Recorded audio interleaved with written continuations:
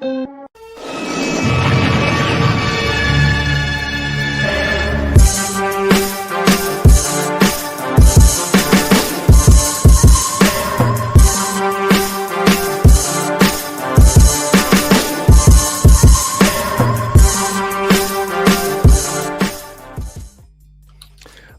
up, everybody? Happy Thirsty Thursday, March 20th upon us, ladies and gentlemen.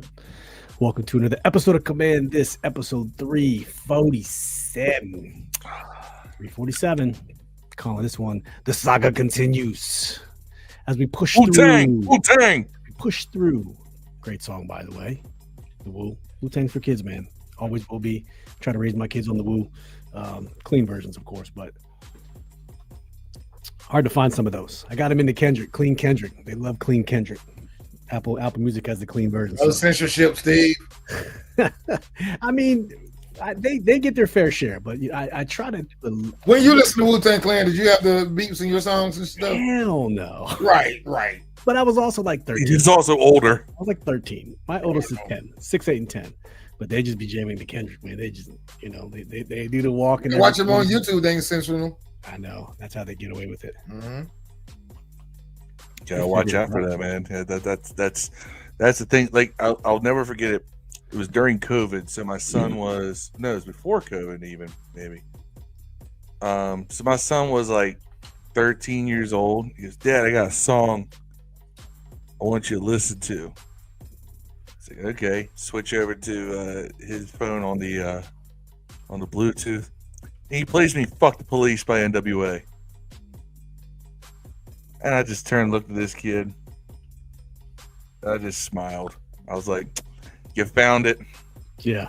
You found the old school. And you like it." I thought it's just got me. Hip hop. She's back as far as like Mobb Deep. She listened to that. One of my son's The Infamous is one of the greatest albums. One of my son's favorite rappers to this day, and he's not even like a huge hip hop head like I am. Murder Music. My favorite rappers to this day is Shock G from Digital. Yeah, all right, AKA the one to put the satin on your panties. James Daniels Pops, also from LA, so it's possible. Yeah. Also from LA, Shock G. Rest in peace, by the way. Rest in peace. Rest in peace. What's up, Yam? In Japan. He's not in Japan anymore, but he was. Appreciate you joining, brother. As always. Phil Bullock from the upstate. NY. Good to see you, man. I don't know if you guys stopped getting snow. And I lived in upstate New York around Syracuse, man. We got snow all the way till about April, sometimes in October. But hope you're staying safe. What's up, Greg? Man? Yeah, Lake Effect. That's it. Right off the Adams corridor off I-10 or 81, excuse me. Michael Gallup. Seriously? Yeah, bro. We're gonna talk about it. Watch the show on how they got together. The Woo. Yeah, that was a great documentary. I forget what it was called. They're touring again. Believe it or not, they're touring again. I think they're calling it the reunion. Ironically, based off that the album they had. Let me see how they are touring again. Yeah, they are touring in 2025. It's called the Final Chamber Tour. The Final Chamber Tour coming to Baltimore, June 6th, and the tickets are stupid. I mean, even the nosebleed tickets are stupidly priced. Don't tell me that. I've got so much money invested in different music tours and so forth this year, and I mean, okay, so nosebleeds are about $125. That's the cheapest you're gonna find. That's nosebleed. Are they playing Royal Farms? CFG Bank Arena. That ain't bad, formerly Royal Farms. And it's only half of the. They cut it at the half, so it's not the entire, which is weird. I don't know why you wouldn't do the full one, but because that arena's got a stage on one end. Does it? I've never been. Oh, okay. So Baltimore Arena is one of the most unique arenas you're going to go to in the East Coast because it actually has one side of the stadium. It's a horseshoe. Yeah. And then where you would have one end of stands, you actually have a wall and a stage. I actually saw Cat Williams there. Cat Williams. And also WWE Payback in 2015 there. And that's where they set up the entrances, was right along that wall, because it's a perfect place to do it. You're not really eating into the seats. Yeah. But it's a weird setup. If you look at a map of it, it is definitely it's why one of the reasons why Baltimore couldn't get a basketball team once the Bullets left was because they weren't going to spring for a new stadium because they had the Baltimore Arena at the time, and you couldn't put seats on one side unless without knocking down a load-bearing wall. And I don't think they wanted to do all that. So it's definitely if you look at it, it's a weird setup. But yeah, it's a stage that's right there. But it's great for concerts. That's why I'm a little surprised that they're doing, unless they're doing it like in the round. Yeah. Which is, cool. I know Metallica and Pantera are doing that. They're doing a stadium tour where they're playing like basically on a 50-yard line on the logo is where the stage sits. Yeah.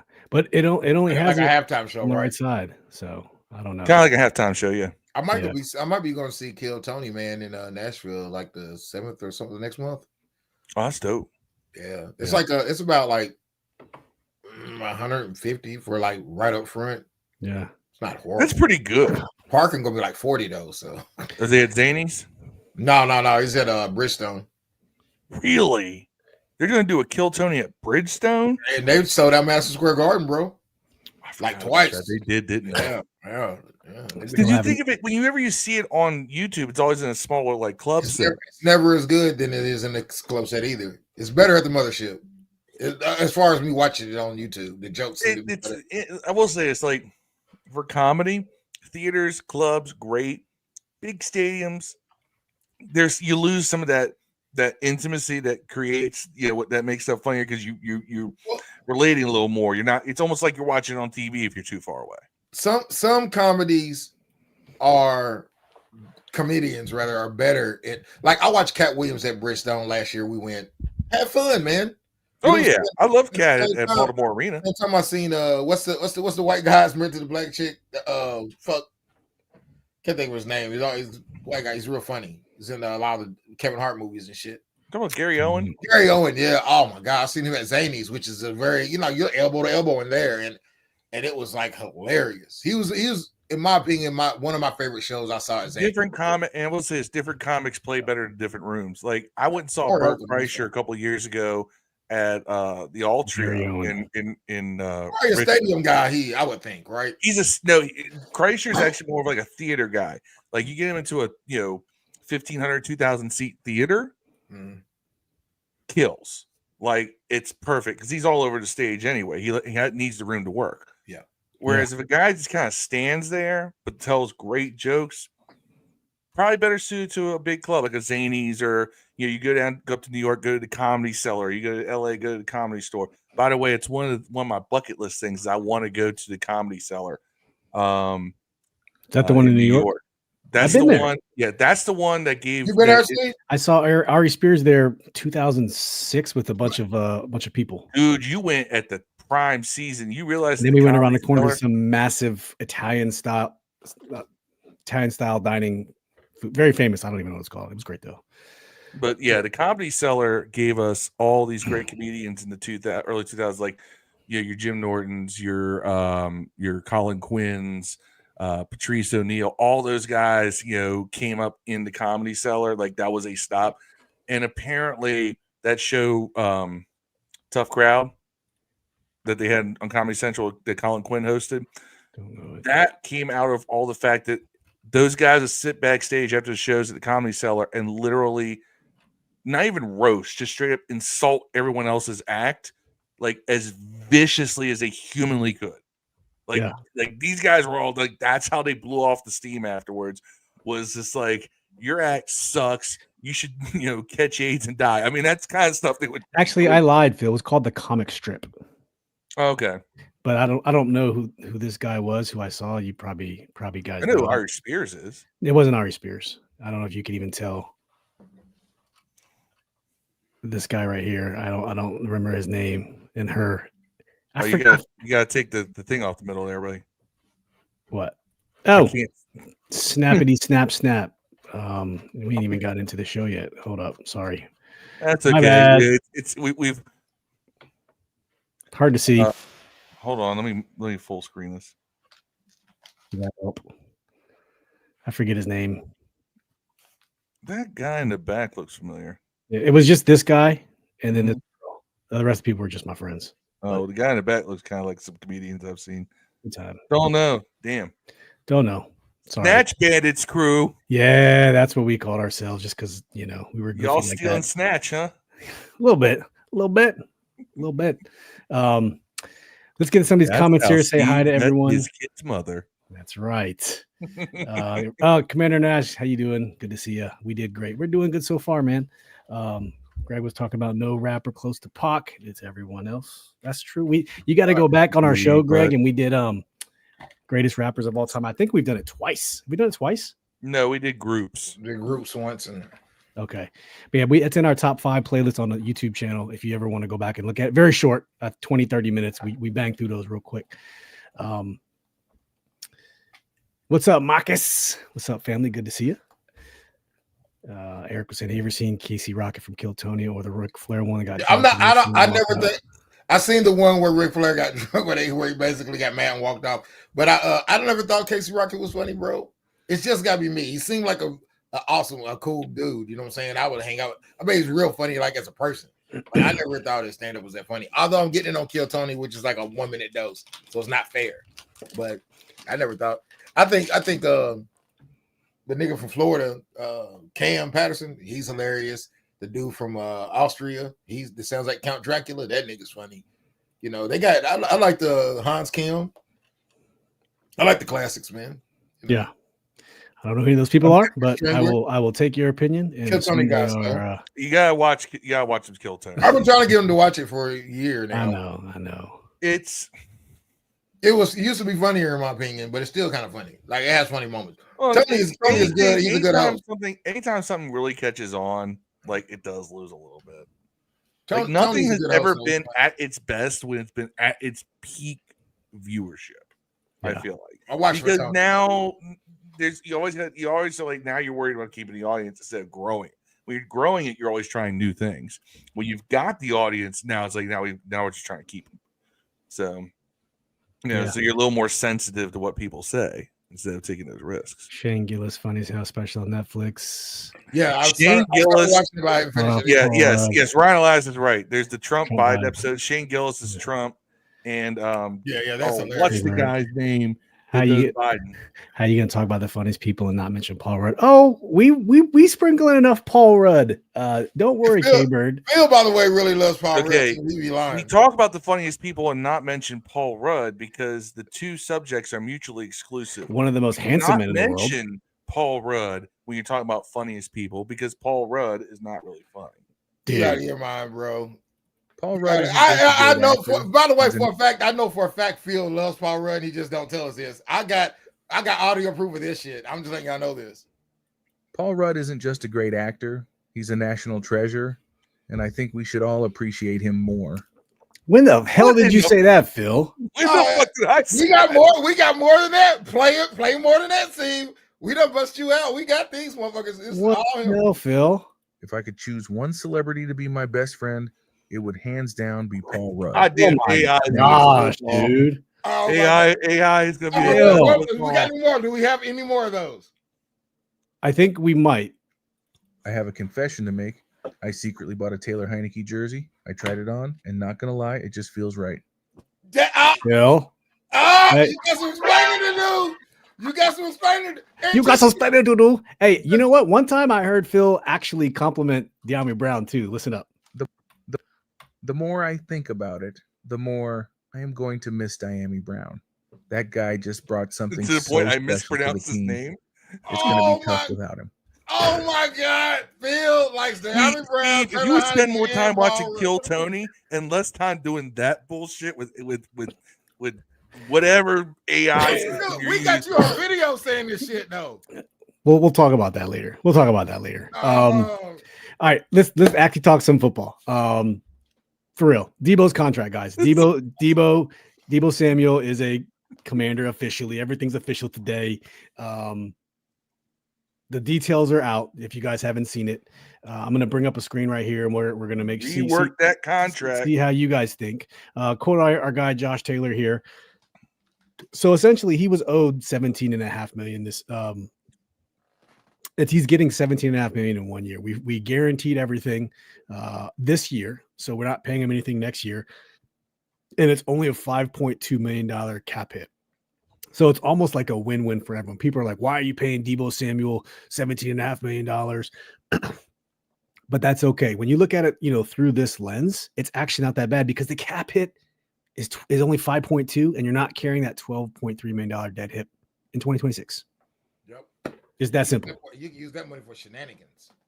You can use it for shenanigans. That is smart. Lots of shenanigans. I mean, here's Here's the thing. I love this thing. Fans saw the $5.2 million cap hit and thought that was his contract. Yeah. I never saw anyone say that. And I've been more actively on X. I'm not in the group chat that much, but where has it ever? No one ever. Yeah, I don't know. Yeah, I like Josh. Josh is very quick on news. Yeah, because sometimes he'll see one person say something and run with that as like the story, and just occasionally I'm just like, Josh, no one said that. Yeah, well, we're still very confused over the contract. Like, what? Some people everyone thought we were going to pay him $21 million, and I was like, no, it's only 17. Yeah, well, mostly people from other teams. Like, why are you paying this dude? Why are you paying this dude 20, $17.5 million on a 1 year deal? I think it's a sign of good faith in Adam Peters. It puts him on a 1 year show me deal, and if he proves he can be, healthy and value to the team, he's going to get re-signed. It's that simple. I like it. I'm a fan. Which means, and we'll talk about this later, Terry needs an extension, or else. Yeah. Now we're going to be basically bidding against ourselves to keep 2 Well, he's under contract for 2 years, and he's getting paid pretty good. It's not like he's not getting paid. Terry's only got 1 year. It's not guaranteed, right? No, this is his final year. His 2026 is void. Okay. Yeah, we'll talk about that. We're going to have a whole thing on that. But as far as salary cap goes for the Commanders, so we were third in the NFL. New England right now still has 84 million. They're number one. But after all the spending, we're down to 12. So we have $33.4 million left of effective salary cap. That could fluctuate based on stuff today, but there's guys that get cut before that, designated for June 1st cuts. So you don't see that affect the cap until after June 1st. And there's going to be guys released after June 1st. So anyone who thinks that we're done with free agency, maybe, but maybe not. Just depends upon what they see as future moves. Yeah. Yep. And I think you almost, now we'll talk about it at the end, but you almost have to extend Terry, because you can extend Terry. And I got a little surprise for y'all when we talk about Terry, and you'll be able to save a ton of money in this year's salary cap. Mm-hmm. I'll show you guys at the end there. Mm-hmm. But yeah, Deebo Samuel, I'm a fan. Dev, you have any thoughts on this? No, I like it.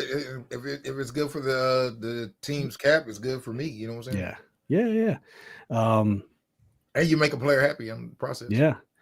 Closet Red fan. We know what Phil's done. I mean, yeah, we ain't want to tell y'all. We've been knowing Phil's a Heineke, Dayami, and Red fan for a long time, man. 100%. If I could choose one celebrity to be my best friend, it would hands down be Paul Rudd. Just one. That man is flawless. Phil, I agree, Phil. You don't have to tell me twice. I think we got you, man. We've been recording your Paul Rudd hate for years. We know. Phil Bullock said, Steve, I said something to you when he said that about Brown. Yeah, downtown, first down, dynamic, Dayami Brown. Put on the ground. He thought San Francisco was paying 5 or that. I haven't seen. You guys seen anything about San Francisco paying any of his salary? That's what I thought it was. And I saw that 17 million was. I'm completely ignoring y'all's AI bullshit, by the way. What are you talking about? I saw that we were only paying 17, and the original reports say he had a $21 million contract. So when I saw that he had $21 million coming to him, and we were only paying him 17. My thought was, San Francisco must have picked up 4 million of that, or 4.5, or whatever it was. Yeah. So that was just my assumption based upon what information I had seen at that time, and maybe that's how I was under that impression, because there was no other explanation for it at the time. And we see that all the time. Guys get traded, and then the team that's trading them away picks up part of the contract in order to make the deal happened, things like that. So it would have made sense, but that wasn't the case here. There was a restructure. We didn't know that because the contract details were not out until today. Yep, we did, and there's been a couple contracts, more details that came out today versus just because these things become official. But let's get on to Michael Gallup, guys. Michael Gallup. We talked about Michael Gallup. I don't know if it was Monday. A couple of weeks ago, we talked about Michael Gallup. He took a year off from football. He had an injury, took a year off from football. He didn't want to play for the Raiders. I know. I wouldn't either. What do you guys think? Hi, Rod. Yeah. What do y'all think of Michael Gallup? So Michael Gallup got signed for the veteran minimum. I'm gonna tell you why, okay, someone who was Greg Pett he was mad about that. It's veteran minimum. Yeah, it ends up being nothing. 1.2 million. 1.335 million, which is 1.3. Peanuts. 1.3. I'm gonna have to clip that, Phil, just so you know. 1.335. Now, with that being said, Dev, let me ask you about Michael Gallup. For 1.335, we got Terry, you got Deebo, you got Luke, you got Noah Brown, and you got Casimir Allen and some guy named Michael, what I don't even know his name. Scott KJ Osborne. And KJ Osborne. I'm really only counting five. So Gallup would be 6. Last year they ran with 5 receivers every game, and they had like 1 inactive. Someone's going to be outside looking in, and now you can have 6 guys on a practice squad. Yeah. You think Michael Gallup's an outside guy, right? I mean, I think if he's healthy, I think Michael Gallup's probably your 3rd best receiver, right? If he's healthy, you think so? If he's healthy, why wouldn't he? Noah Brown. Yeah, like why wouldn't he be though? I mean, you hope it. I'm fine. Here's the thing. Damn. I'm fine. I'm sorry. He's an outside receiver, 6'1", 198. Yeah, I'm fine with running with him and Noah Brown as the third option, not the second option, which Noah Brown was last year. And then OZ came in and kind of filled that role, and OZ did that pretty well. I think that, and who knows, maybe KJ Osborne just comes in and looks like he did in his best years in Minnesota. I don't know. But none of these guys are breaking the bank. What are we looking for, like, as far as the number, Phil? Like, for the, I guess what would technically be the 3rd receiver if you count Samuels as a receiver only? Is he? I mean, I think Deebo's going to be more of a receiver than anything. I don't think they're going to run him like they did in San Francisco. Regardless what you call it, it's snap count, and Deebo's going to get a lot. Right. So I'm wondering, like, are you getting like 400 to 700 yards with? I mean, I know it's a 300. Look, if we have somebody consistently play on the outside opposite of Terry, and with Deebo on the inside, if you have somebody consistently in that role, and they start the entire season, I need, 60 plus catches, 750 plus in yards, at least, because Deebo's going to eat up a lot of those targets. Deebo's going to eat into a lot of people's targets, period. Terry may not get as many targets just because we have a guy who can make plays opposite of Terry. Yeah, if anything, he might eat into the tight ends and the running backs' targets. He's going to eat into everybody. Yeah. That's fine. Yeah.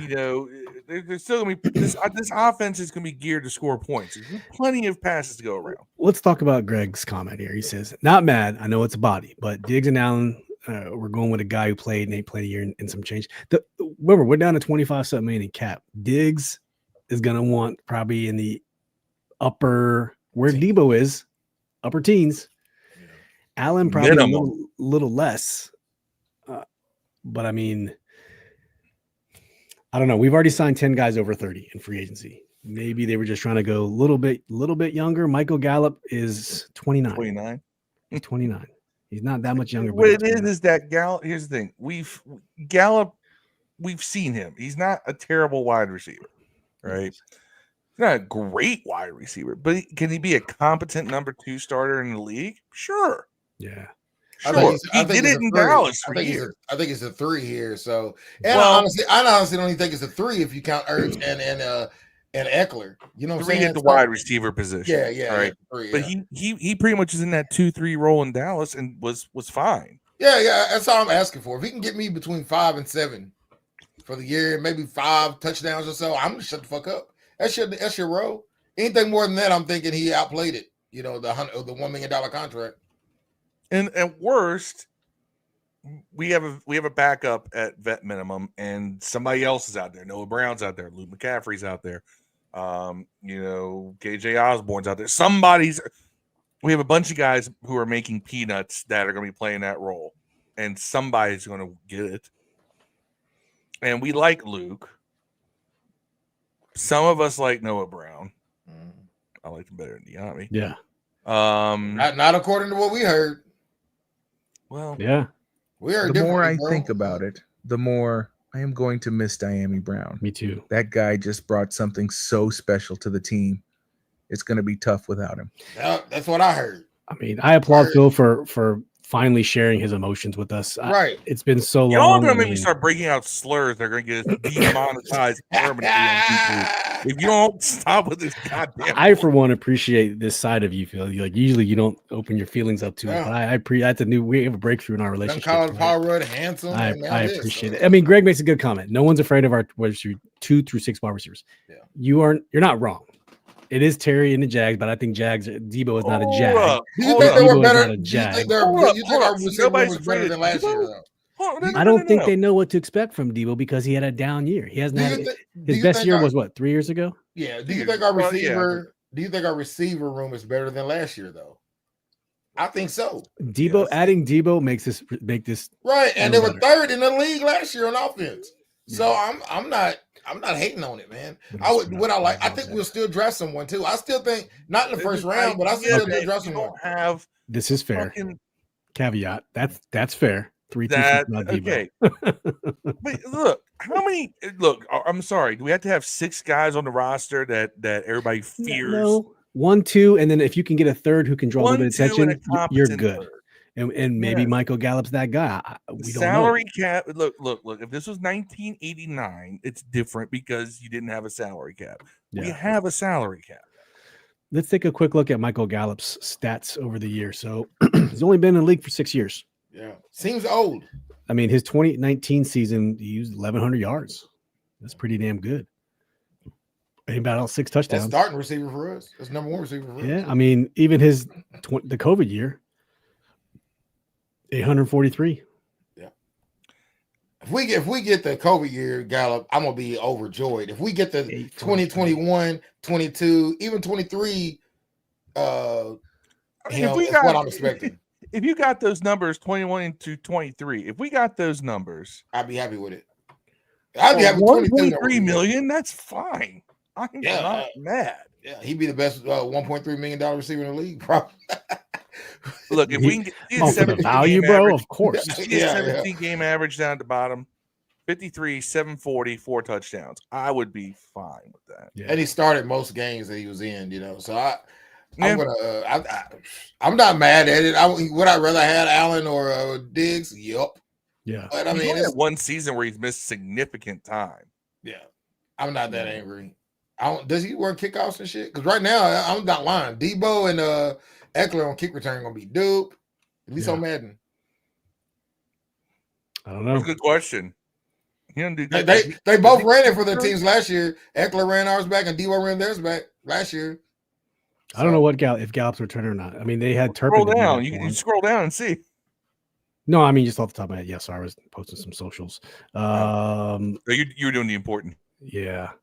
Kickoff returns further down, defensive fumbles, scoring, fantasy, snap counts. He doesn't have any return stats. None I at don't all. see any. So there you go. There you go, Dev. We won't be doing that shit. Yeah. I was just saying if maybe he replaces a Crowder. We still got Kaz Allen. Is he still there? Kaz Allen is still under Yeah. contract. Yeah, they there we re-signed go. him in the offseason, I have right? no idea. There we why. go. There we go. There is nothing Kaz Allen has done in the history of anything. Yeah. We go, damn it, we cannot let this guy go. He's rolling up on if he continues to get a roster spot, he's coming up on Reed Dowdy territory. That's Reed Dowdy is the standard. Fellas, ladies and gentlemen, friendly reminder, if you're watching this on YouTube, please hit that like button for us. We greatly appreciate it. It helps with the And algorithm. subscribe. And subscribe, hit that bell so you know when we go live every Monday and Thursday night at 8:35 p.m. Let's go. So be forewarned, if you ever try to join us live here and talk to us and we bring you on, your voice may be used for AI purposes later on to say some ignorant shit like Paul Rudd is great and I'm going to miss Deami Brown. Man, we got Actually, we just have more proof of it right there, Phil. I gotta click that. Yeah, you just said it. I mean, you're a Heineke fan too. I mean, I know. Yeah. I thought you hated Taylor Heineke. it's like we got an all new co-host. Who's this guy? Who is I this? enjoy Taylor Heineke like I enjoy a hemorrhoid, okay? Damn. I have a confession to make. I secretly bought a Taylor Heineke jersey. I tried it on, and not gonna lie, it just feels right. Sometimes it just we does heard feel it. right. We heard it. Trucker 202. I said, I remember last week, y'all. I said, I remember last week, y'all. I said I was tripping about Wrong show, Gallup. buddy. Sorry, We never studio. said anybody was tripping about Gallup. Um, Well, Dev might have, but I don't remember. well, I mean, I guess under what extent or what category would no, we be because we tripping just said, about Gallup? we're looking at bringing him in. We're like, okay, well, he's produced. But I mean, if he can return to form of, Wait, I mean, the who's last Trucker 202? I don't remember this name at all. What are you talking about?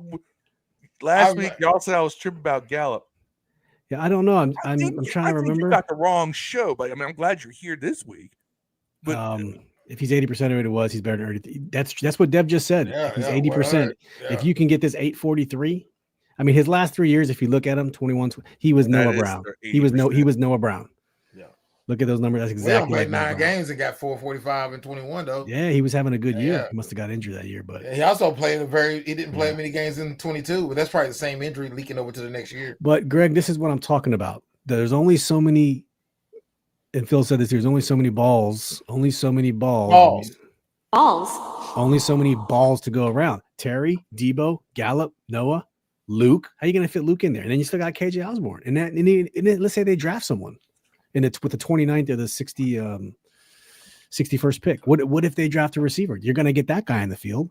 So someone is not making it, and someone's going to the practice squad. Who that is, I don't know. Phil Bullock we says end up getting Jalen Higgins or Jaden Hall or Jaden Hill, whatever his name is. One of those guys from Iowa State or something like that. I mean, lots of receivers. That's one thing. This draft is deep in his wide receiver. Yeah. Phil Bullock says he's got some good speed for deep for the ball. It's a good pickup. Yeah, I agree, man. And his salary is nothing. Nicky Javala, 1 year for the vet minimum, 1.33. And the argument now is, see that first comment. Will he make the 53? That's literally where we stand with this. Yeah, we don't have no outside linebackers. He's usually keeping those receivers. It's like we're just gonna run 3 middle linebackers. Like doesn't Jordan McGee play outside? I don't know what he don't play as far as I know. Well, I think under Greg Minuski, while we had outside linebackers, they still lined up inside the tackles a lot. It was literally they were almost like 3 middle linebackers. Very weird. Very weird. You never had really. It's because he was running that hybrid because he was putting one of the outside linebackers with a hand in the dirt. Yeah. Carrying or odd over type of shit. He got spoiled with rushing forward. Actually, now when Jack Del Rio was here, he got lucky with rushing forward and didn't have to blitz. But eventually, that stopped working. But yeah, that's Michael Gallup, man. I'm okay with it. It's not a big deal. It's 1.3 million. That's like Chris Rodriguez money. That's Casimir Allen money. I'm actually shocked it was that low. Given his stats. Kaz Allen getting that Bates money, nigga. You know what I'm saying? That Bates cheddar. So let's also not forget, Michael Gallup has not played football in a year. He missed the entire 2024 season. This is probably it. If he's in shape, he's probably good. He could fail a physical. Like we don't know any of these things. He's got time because the team activities will go to days later. Don't start till a little while, but he's got time. He's got time. All right, let's get back on topic here. Okay, NFL rule proposal. Have you guys paid attention to what's going on in? So we're at the team. A lot of floated theories, but I've heard none of the actual proposals. Team meeting. I think a lot of people, I think different teams submitted things, but only so many. The NFL is only broadcasting a few, and I don't know how they made the adjudication of what to show because on the NFL website they only show 3 or 4. So I don't know which ones are actually improved, because there's a tweet from one of our players saying that Commanders proposed this, but it's not on the website. So I'm only going to go over what is on the NFL website. But remember, the league meetings, the owners' off-season meetings, where they come up, competition committee comes together, and they get to propose all kinds of whatever they want to do. So for 2025, I'm just going to go down the list here. You know what? Let's just show it. I think it would be easier just to show it. All right, Green Bay and Detroit all posted some pretty good things. So Detroit wants to amend the rules saying an automatic first down, eliminate the automatic first down as a penalty for defensive holding and illegal contact. I think that's a good one. I like that. I like that too. That's a cheap way to get a first down. It is a 5-yard penalty. Think about that. How many times it's been, 3rd and long, or even fourth and something, and you have a defensive holding, bam, automatic first. It changes the game. I don't know what you would call it. It would be, let's say it's 3rd and or 4th and 1 or 4th and 5, and you get a defensive holding. What does that play get adjudicated as? If 4th and 5, defensive holding, what is the result of that play? Automatic first down. But no. With this new rule, they're trying to get rid of that. Well, then it depends. Is that 5 yards get you? And then you got to have a measurement. So what this might, maybe you have to read further into it. So if it's 4th and 8, it's the same as you get a defensive holding. It's 4th and 3. 4th and 3. Not 1st and 10. Yes. If that's the way they're going to do it, I like it. That way. I don't like it because it's just more ammo for the offense. They got enough fucking offensive ammo, bro. No. It takes ammo away from the offense. It's not removing the penalty. It's removing the penalty. It's removing the. I got you. No, it's just, it could be 4th and 40. It's not a loss of down. It's not. It's still the down. If it's 4th and 45 and you get a defensive holding, it's a first down. Yeah, that's literally how the rule works. But I feel like in that case, would you think that defensive guys would just hold? Would they be part of the chess play now? Oh, if this is the case, I would totally hold someone. If I know I'm going to get beat, 4th and 12, it's like in basketball, right? If the ball's in the air, it's still pass interference, though. The line between holding and pass interference is still first down. Yeah, the ball's in the air. If I'm a DB, I'm going to use to my advantage. If I get beat, I'm going to grab you and make sure you can't grab that ball. And might be worth take my 5 yards. Or I don't know if it's a spot foul or what, but I like seeing it in free agency. I mean, not free preseason. Yeah, we're gonna have to see. These rules are always weird though. These are just proposals. They got to get voted on and pass. They might not even pass. I think this one should pass. I like this one. Yeah, I like it too. Greg said the record should definitely be passed. It's the way it should be. Penalty's a good one. Phil Bullock says spot of the foul. If it's 4th and 18, should be 10 yards. Still same down. It's junk. You get automatic first. Yeah, I agree. I think that's why they got rid of it, or they're proposing to get rid of it. All right, the second one. This is Green Bay. This is. I wonder who they're talking about. Rule 12, Section 1. Prohibits an offensive player from pushing a teammate who is lined up directly behind the snapper, receives the snap, and immediately at the snap. The tush push. This is the anti-tush push rule. So no longer do they want a player to be able to push Jalen Hurts. They run it more than anyone. Forward. They got a pistol. I don't like it. Well, I don't like it. If they won't approve it, I hope someone would have approved being able to push a defensive lineman for it, because you cannot do that. That's the only way. Yeah, you can't do it on field goals. So basically, can you do it on any down?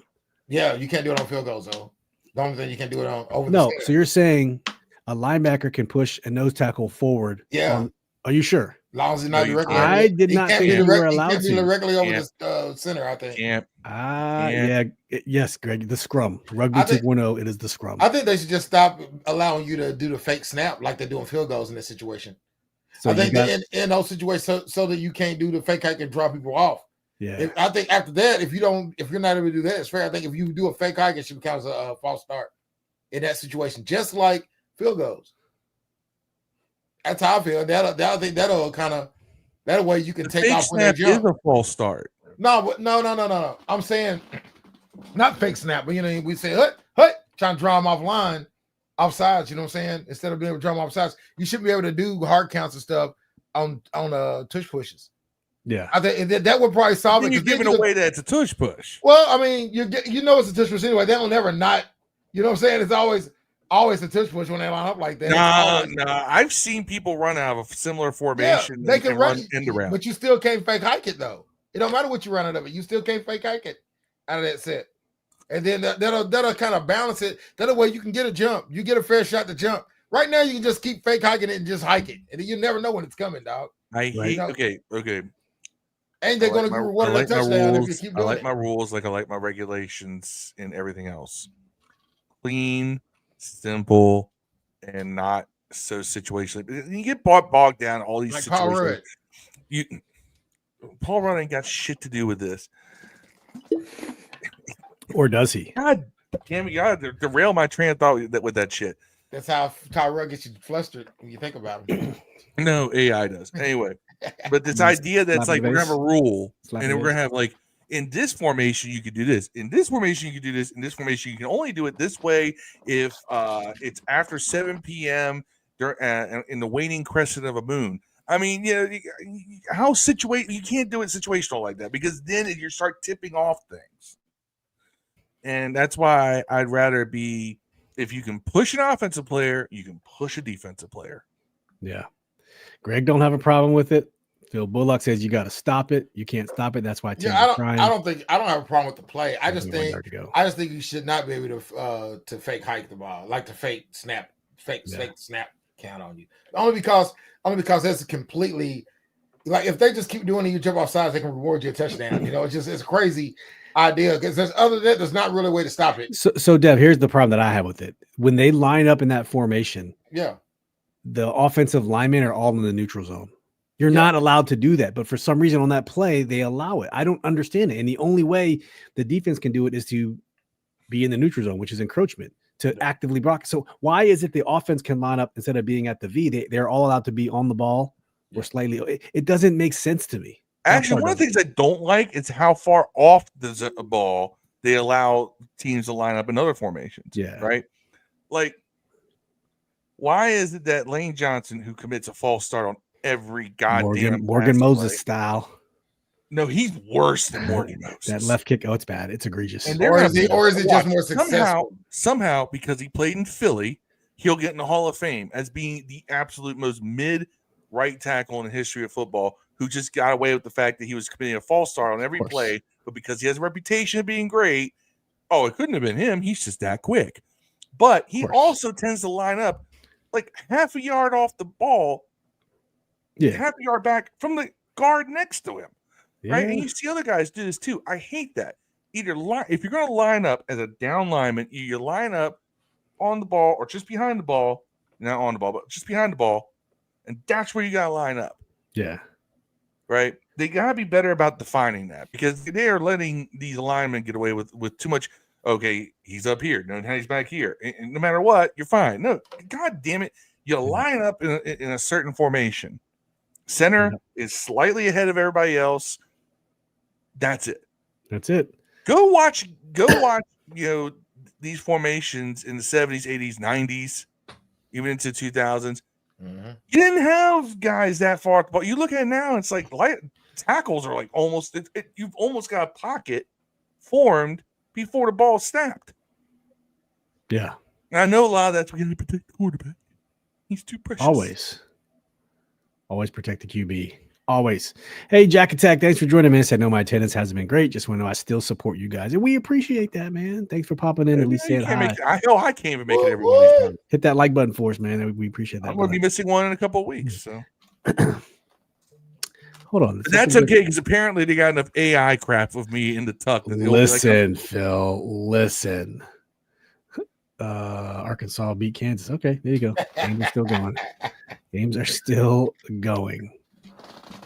South Louisville. If I could choose one celebrity to be my best friend, it would hands down be Paul Rudd. That man is flawless. He is. All right. Philadelphia now submits a rule. Align the postseason and regular season overtime rules by grading both teams an opportunity to possess the ball, regardless of the outcome of first possession, subject to a 15-minute overtime period. Because right now, if you score, you win. If you kick a field goal, and if you kick a field goal, the other team gets an opportunity on the second possession. I wish they just do it like college. I hate that. Just give me sudden death. Nah, I miss So you- so you- I went to college overtime.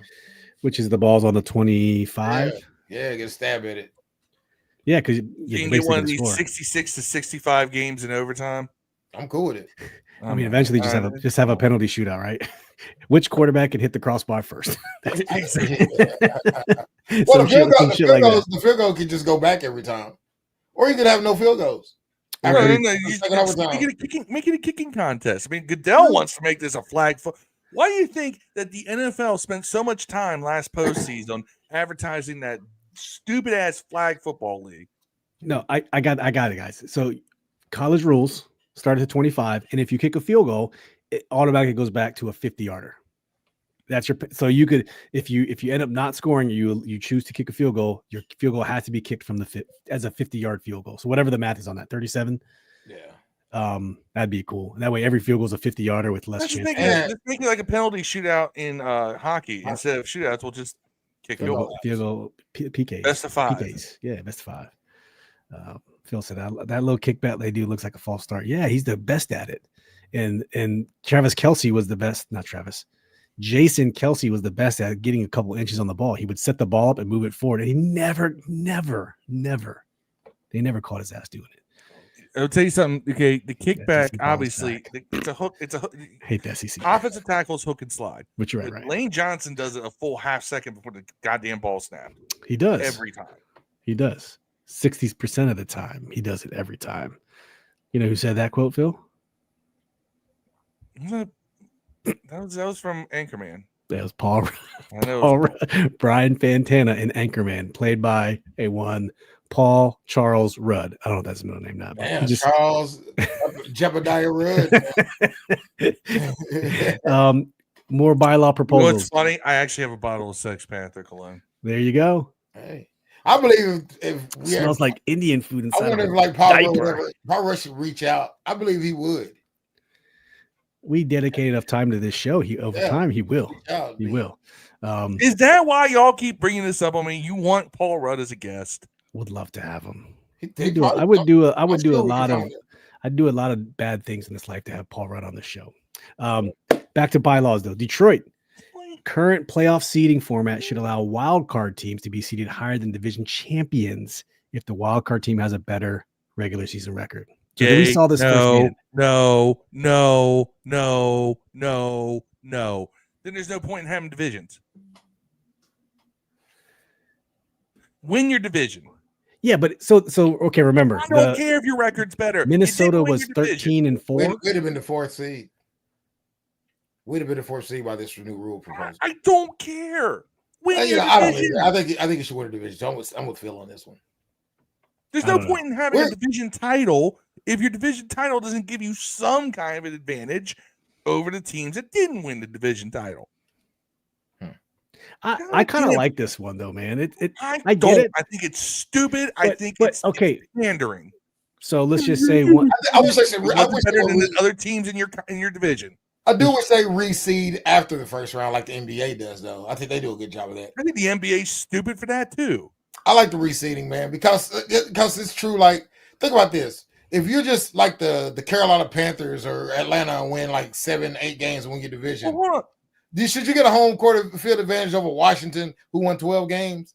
Like, you know, you won your division. Washington. I don't think you should have home field advantage, though. I guess I believe your seed maybe should stay.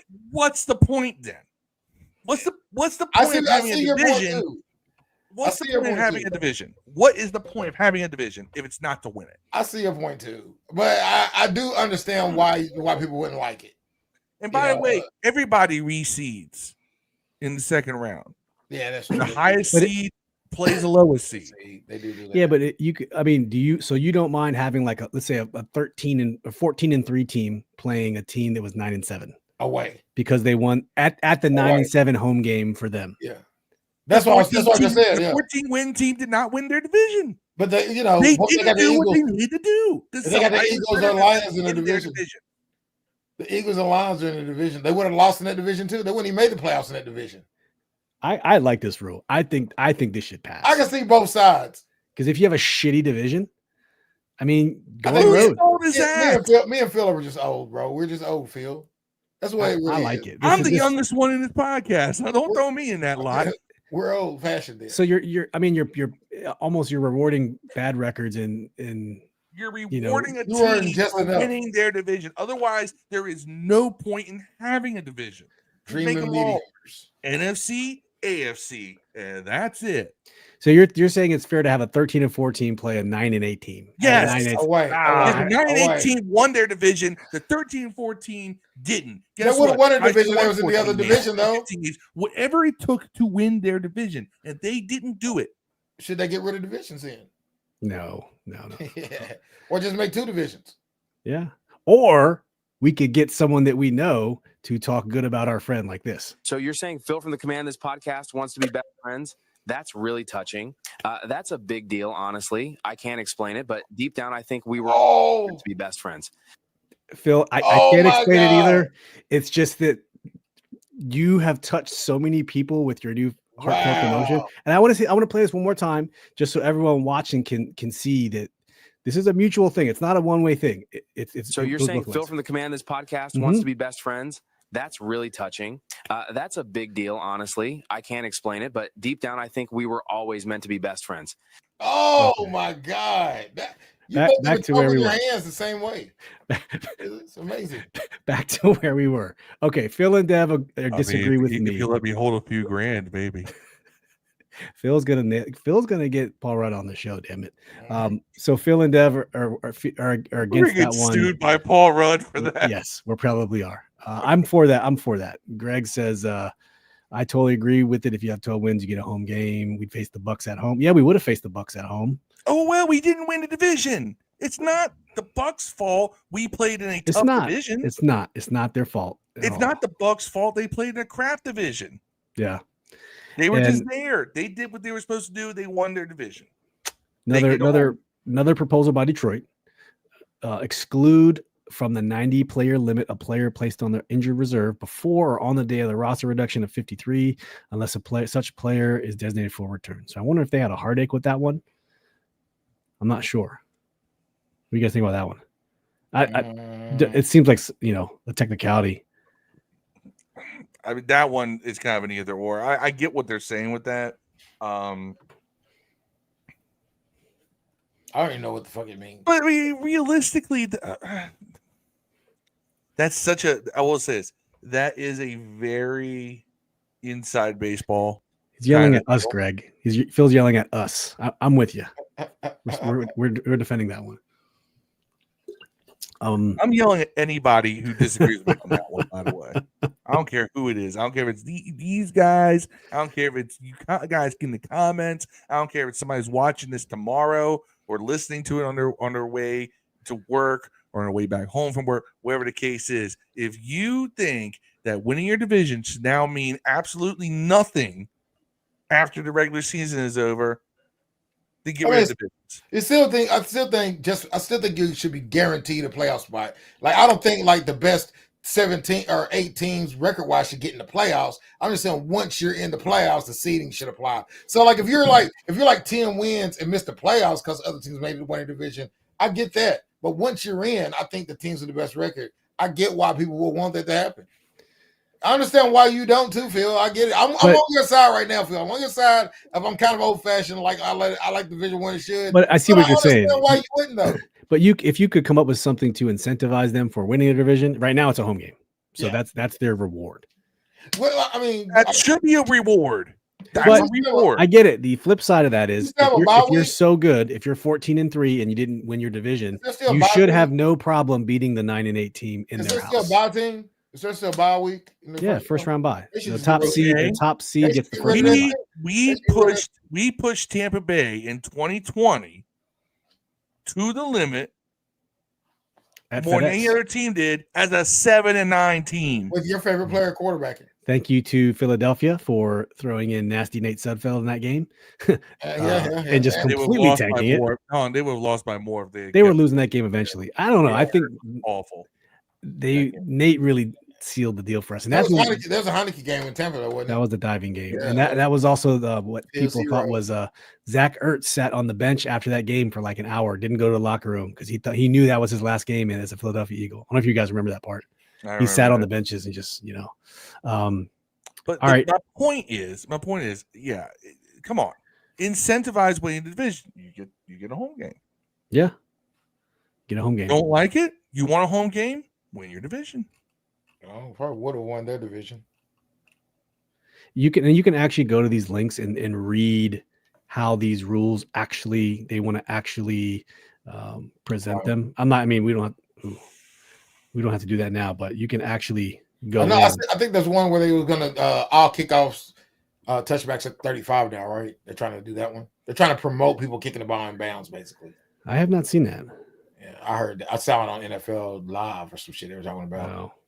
By the way, they put in that rule to remove the hip drop tackle, which I thought was dumb too, because I'm like, wow, the way to just make it so your 220-pound running back can't get brought down by a 170-pound corner.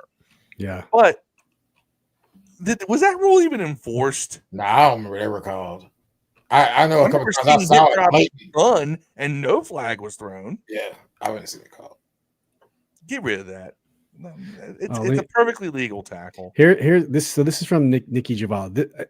This is not on any other website. This is just from her. So I don't know, the relevance, but Washington proposed to permit clubs that may qualify for the playoffs to obtain scouting credentials for 2 consecutive games for the last 2 weeks of the season. So I guess you're not allowed to do that, apparently, to go pay attention to the last 2 weeks of teams. I didn't even know that was a thing. You had to get scouting credentials. I guess this is to avoid the Spygate stuff, maybe. Maybe. I don't know. But it's for the games themselves. Yeah, why can't you? So you don't have to pay because the game's sold out. How are you going to get somebody in? But week 17 and 18. Well, yeah, usually those are throwaway weeks. But if you're playing a good team, I don't know, man. I don't know. This one didn't really make sense. And clubs hosting wildcard games must provide scouting credentials. Yeah, that's all teams in the same conference who are in the playoffs. Very, very weird. I was trying to figure it out. Again, it's not one of those things that it doesn't affect. Like, it doesn't really have that much of an effect, but it's one of those. This would be helpful for everybody. Yeah. Yep. I'm trying to find the link. I have the link saved for all the compensatory picks for we never went over this the next season or for this draft. And guess who's got 0? Zippa. But we can go through them very quickly and see who's got compensatory picks. Now, all the people we lost to free agency, whoever made the formula feels that we've balanced out with the acquisition of Deebo Samuel, Larry Tunsil. I mean, Texans are going to get a haul for Larry. They'll get their third round. The highest you can go is a third round pick. But I just want to show you guys very quickly the compensatory draft. We got 0.0. Good reference. Old Howard Stern. Well, it was originally from Animal House, but yeah. He uses that sound. That's an Eric Midget reference. Yeah. By the way, Steve and I still follow Eric Midget's Twitter account, even though he died in 2013. I know, that's so random. Eric the actor. ETA. I just remember the fact that Ari Lang would do the entire scene from Animal House. Mr. Blue. Love it. Mr. Blue Tarski. Love it. So you see a lot of teams got third round picks. These are Minnesota, Miami, Giants. We're not going to go through all of them, but teams got some picks, man. Third's the best you can get. San Fran, third, fourth. So San Fran lost a lot of people. So they're getting a ton. Dallas has a couple. Seattle has a couple. Man, Dallas has quite a few. Who all did they lose? Dallas has another one, 6th. Holy smokes. Lots of teams, man. They lost Michael Gallup. Yeah. They lost Michael Gallup. Actually, did for lose. Sure. Sure. A few guys retired. Yeah. Zach Martin retired. Damn, did he? Yeah. Damn. And it was tough. See, he didn't seem that old. A few guys left. Yeah. DeMarcus Lawrence is gone. Yeah. They really haven't signed anybody. Yeah, I guess you're right. But Jerry said he was all in, man. He said he was all in. I don't know what to tell you. He was promoting the AEW pay-per-view. It's going to be held in Dallas. Oh, all in all in. at AT&T Stadium. Is it? I mean, apparently it's a good venue to host Wrestling this events at stuff. WrestleMania several years ago. It is. It's a great venue for that. Yeah. 100,000 people. Yeah. For a wrestling event. That's fair. So now another introductory segment. This is something new to the show. I wanted to bring it out to you guys, and it's a little something fun. You guys never seen this before, but let's take a look what the new segment is.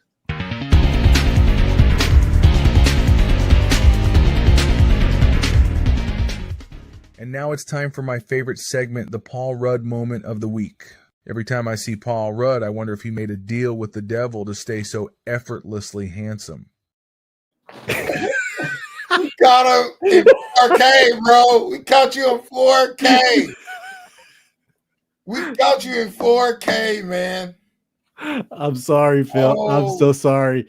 That was the. I was like, "What's this new segment?" You're like, just something. I'm not sure if I'm going to do it. That was the culmination of the new segment. I think we need to play that one more time. Phil, introduce a new segment. That intro's creepy as hell, by the way. It was just supposed to be violently uncomfortable. It was just supposed to be a filler, but it just stuck. Yeah, we kept the video that we didn't want nobody. You didn't want nobody to see. Yeah.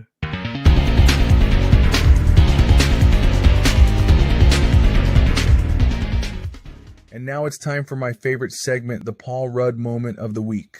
Every time I see Paul Rudd, I wonder if he made a deal with the devil to stay so effortlessly handsome.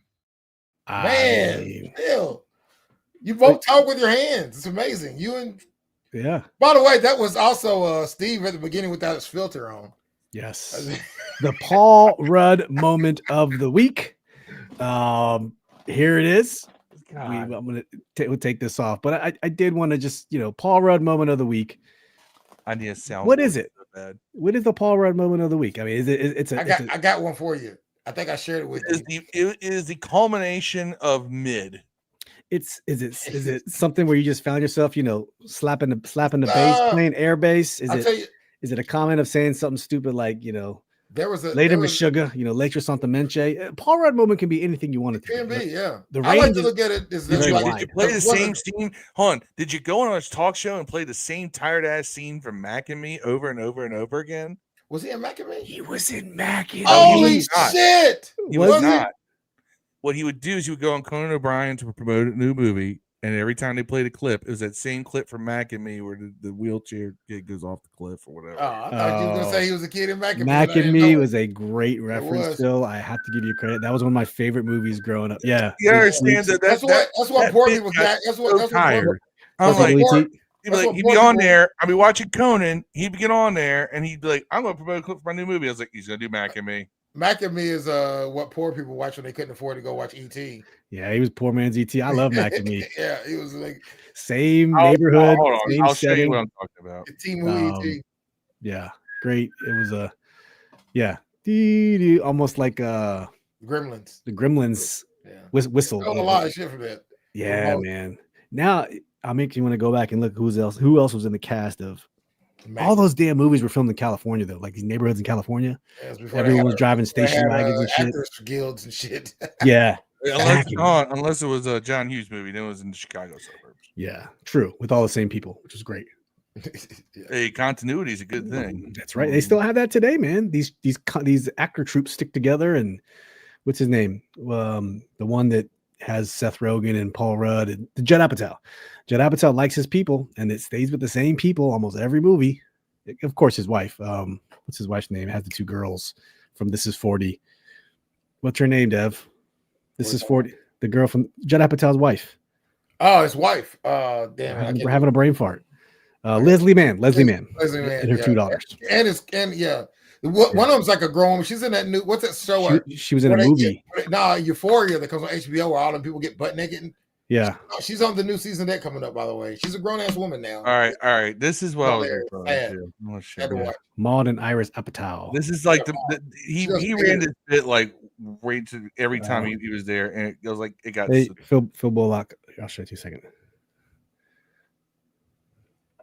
Actors always say that they like when I brought a clip, and that's not true. We don't really have clips and bring them along. But this time I did. I brought a tape. You brought a clip. This is a clip of the final episode. And I thought maybe you could show it. Well, I'm just going to show it. Why not? We might get in some trouble here, but as long as it doesn't give it on the movies away, I think there's a lot of interest. Let's show this clip from the final episode of Friends.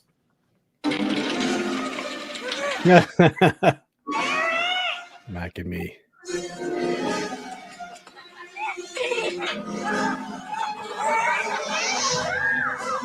I totally forgot. That's no way. Busted ass. Busted ass ET. Lived, man. I gotta watch that movie again, man. There's no way a fucking kid should have lived. That's wild as shit, man. We didn't get demonetized already. We're demonetized now. I'm fully okay with that because that clip was so great. That was a great. We got to but you did like 8 times, and it was just like, I gotta find. I could probably find that on YouTube. I bet the whole movie. What's funny is that the clip itself is hilarious. Yeah, I can find that movie at Goodwill in the box. Yeah, I had a VHS tape growing up with that movie. I Love You, man. It's a great movie. It is a great movie. Very underrated. Late Santamente. Hey, y'all, listen. What's y'all's favorite Paul Rudd movies, by the way? What is your favorite? Phil, what's your favorite Paul Rudd movie? Them All? Is that the name of the movie? This is 40. It's close. This is 40's up there. I Love You, man's good. Here's the thing. I know you won't say Quantumania. You won't say that. Been like the star of anything. Clueless. Nigga, he was Josh in Clueless. Yeah. Yeah, and luckily he didn't have when did he come in? His biggest part in that movie came at the end when the movie got boring. Yeah. He's got some great quotes in a bunch of different movies. Anchorman. Yeah, Brian Fantana. I'm Brian. Because he was a supporting character. Yeah. Not a leading man. Y'all got he was on Friends. I Love You, man's pretty good. And he was on if you watch Parks and Rec. Sausage Party. You seen Parks and Rec? He was one of the opposing candidates running for mayor or governor of Indiana. Yeah, Paul Rudd's great, man. Paul Rudd. Role Models is another very good one. It was really him and Sean. What's his name? Stifler. Sean William Scott. Sean. Yeah. Which, by the way, apparently they're going to do the new American Pie movie called American Funeral, and it's going to be they're burying Stifler's mom. Oh, but apparently Shipwreck's got to be there. Apparently, like the script was so good, like they wrote this whole maturity arc for Stifler. Mm-hmm. Sean William Scott said that he read it and started to cry. It was really, yes, really. Oh man, yes. Like he is so excited to do this role. So if he's that excited to do it, I'm going to go see it. Yeah, absolutely. I mean, that's high school for me. It was the American Pie movies. Yeah, first two were while I was in high school. American Pie's pretty dope. Are all of them going to come back? What's it? The one, what's the name? Who wouldn't come back? The one that got a real acting job. Klein, the Klein kid. Chris Klein? Yeah, he never wanted to come back. He did though. I think he will for this one because it's been so long. You remember Rookie of the Year with that one guy? Floated. Just floated at the end. Just floated. All right. Let's do a little thing about extending Terry. So Terry, we talked about Terry being eligible for an extension.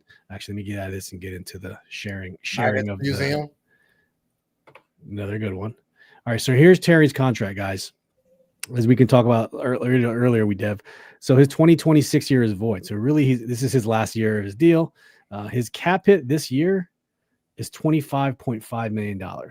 Now you can do a lot of things to get that cap lower. And so what I wanted to do, just for fun, we can, because of I have a premium account in Spot Track, we can give Terry his extension right now on the spot. And you can see how much money you're going to save. So I think we're going to give an extension. This is where I need your guys' help. Let's see here. We can give Terry an extension.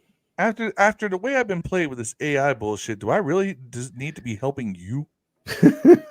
Computer whiz?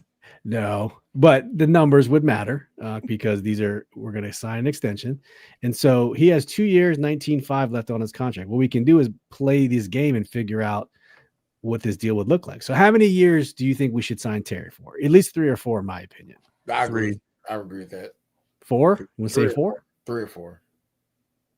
Let's pick one. 3 beyond this coming season, so it'll be 4 total. Okay. So it'll be a I'll say 3-year 4. extension.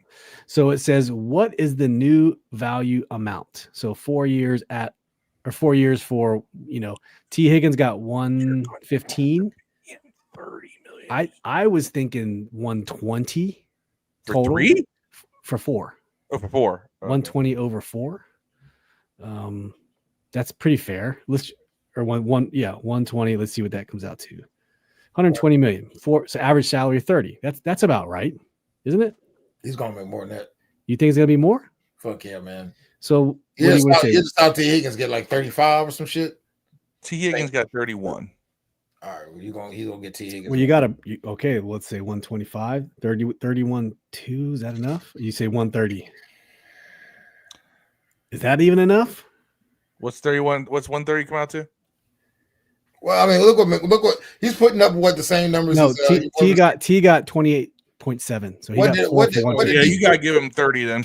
What did DK Metcalf get? That's probably more on par. DK got too, right? That's 4 for 132. Right now we have Terry 4 for 130. He's gonna get 132 at least, I think. So let's just say 133 to round it up. Let's go 135. Fuck it. 135. That way you can say he makes more money than DK. All right. So right now his average per year is 33.750. Jesus. This All right. keeps going up. Is there a signing bonus just for reference? Here's his last one. His signing bonus previously was around 5.6 every year. If you look at this column right here. So what do you think we should make his signing bonus? I don't know what we can say 6 just to be safe. I'm gonna look at DK signing bonus.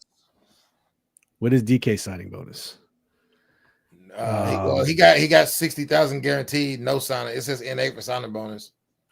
But Terry was getting 5.5. You know what? Let's just say 6 million. It's gonna be like 8. It might be 8. Yeah, I go with about a quarter of it. No, he got $18 million signing bonus. DK 18 million. Yep. Oh shit! Did you give Terry 20? 20. He got holy smokes, 20 million. He got 18 million in cash, and he got 60 million guaranteed at sign. All right, $20 million signing bonus. $33 million average salary for DK. So Terry is 33.7. So I think we're on track right now. If you look right here, roster bonuses. Terry's last roster bonus, he was getting in this column right here. You see it 4.425 2228. So that's what he was last time. 1.3 roster bonus for Metcalf. 1.3. That was on his last. So remember, this is every year. This is every year, and it's 2. So if we say, we'll just say 2. 2 million every year. That's wild. And you guarantee at signing, right? You're going to watch these numbers go up slowly. So right now, Terry's only guaranteed 22 million right here, according to what we're doing. But if we give him $2 million every year guaranteed at signing, which means no matter what, as long as he's on the roster, he gets his $2 million for being on the roster. That's fair. I think that's fair. So let's just play this out and see what the money comes up to. It's going to be lower than you think for guaranteed. This is how you really know what it looks like. So he's only guaranteed $30 million right now. What it was DK guaranteed? 60. So we're not even there yet. We're still building this out. What about roster game bonuses? Terry's last contract right here, $850 a year. So I don't know if you keep that the same. Do you move that? But this 1.2. Do you have DKs? No, I don't really say. Okay, 1. so we'll just say 1.2. We'll go with Phil's. All right, the amounts are going up slowly every year. This is guaranteed at signing. Now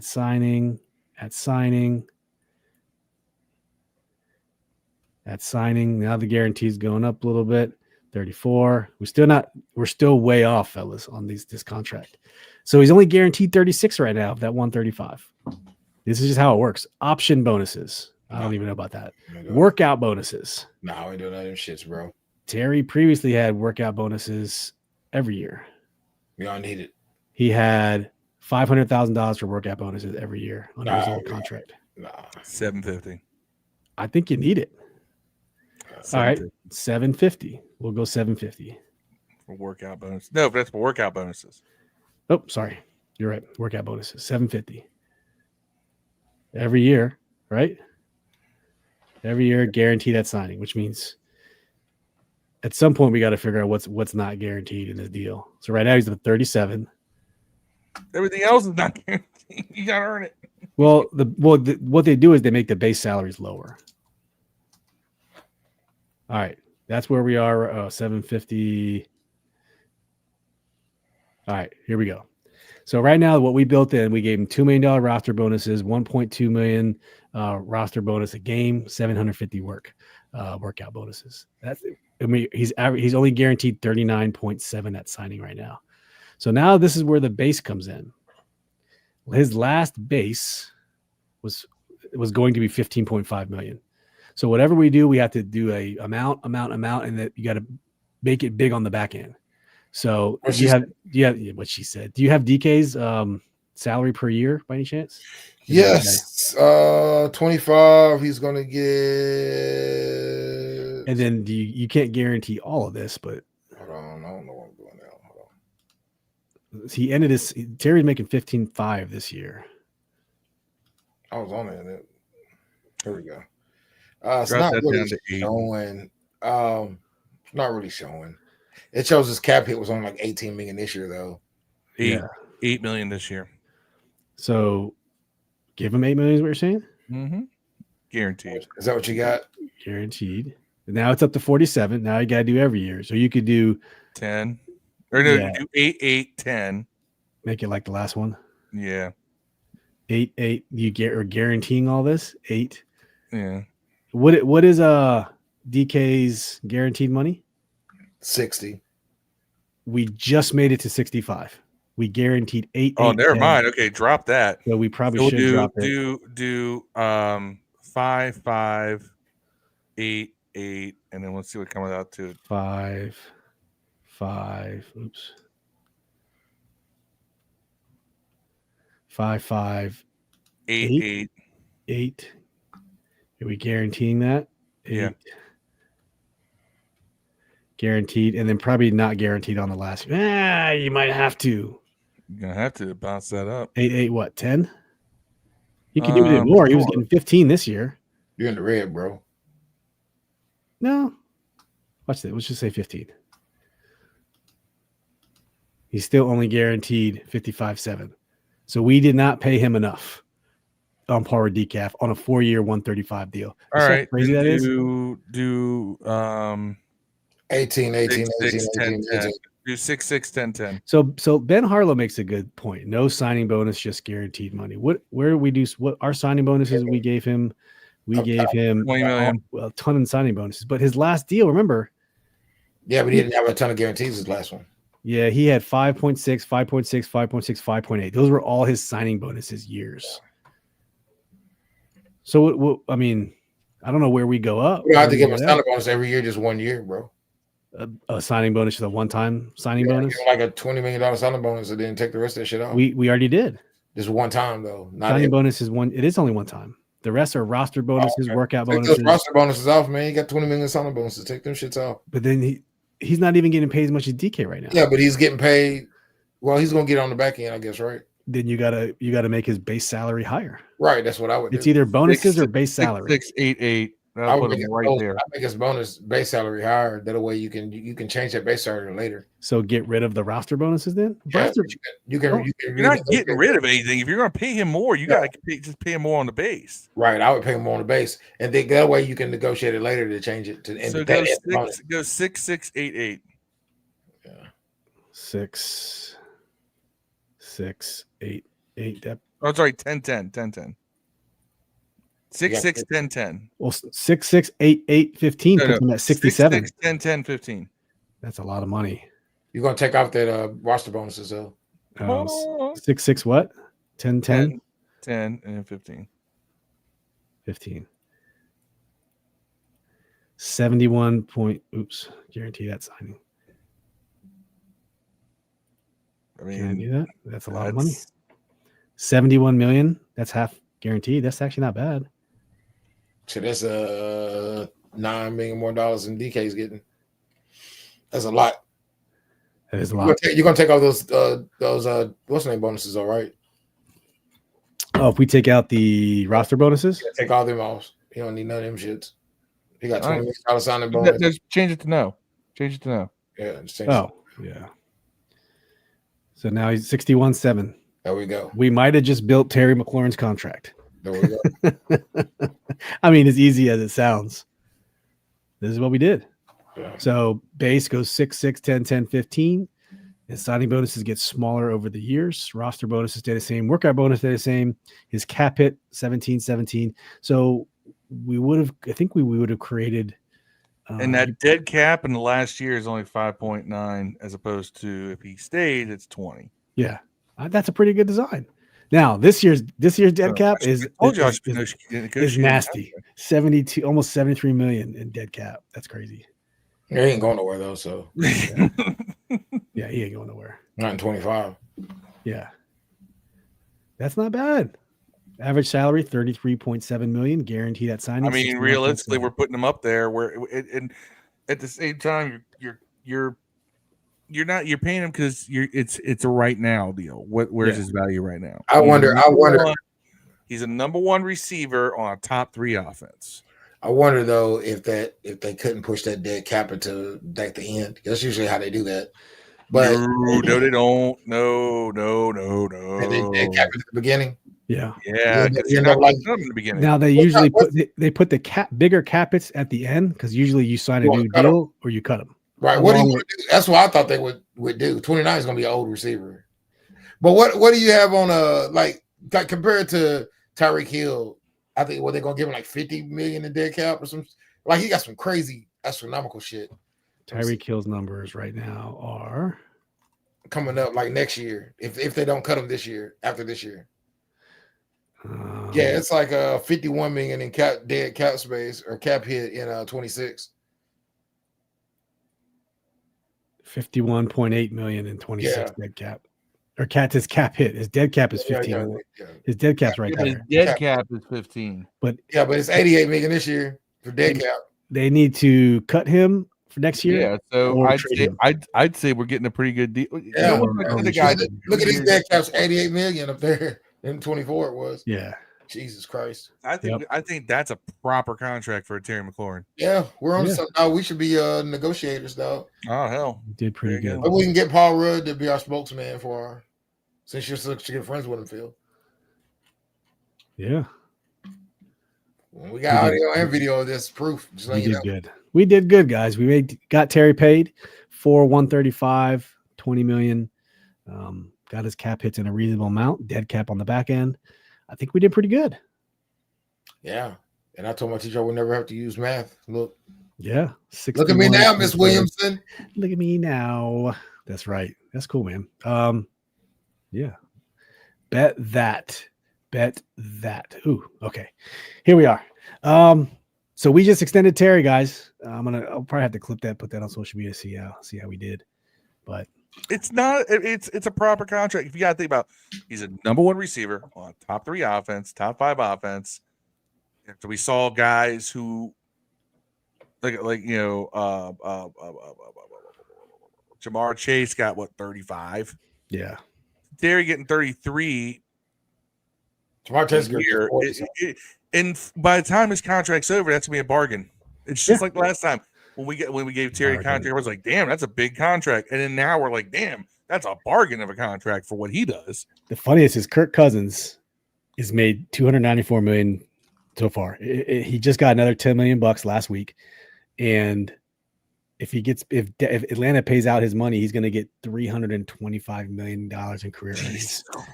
And he's not even Jamar Chase got $112 million guaranteed. That's what I'm saying. So these numbers, we were just comparing it to DK. He got 73 guaranteed at signing. Okay. Terry got 61.7 at signing for what we just gave him. Yeah. So I think that's fair. That's fair. I agree. Terry's agent can't come here and say he's Jamar Chase. Yeah, exactly. That's better than fair, actually. He used to pay like a top 3 or 4 receiver. He is. Yeah, but that'll be this year. But in a couple of years, it won't be.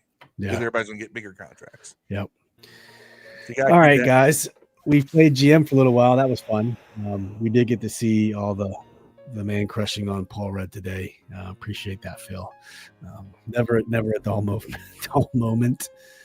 Hopefully we can clip some of that stuff and go forward again. So yeah, the Paul Rudd moment of the week. I think that's a fun little segment. I got one, man. We can push forward. What?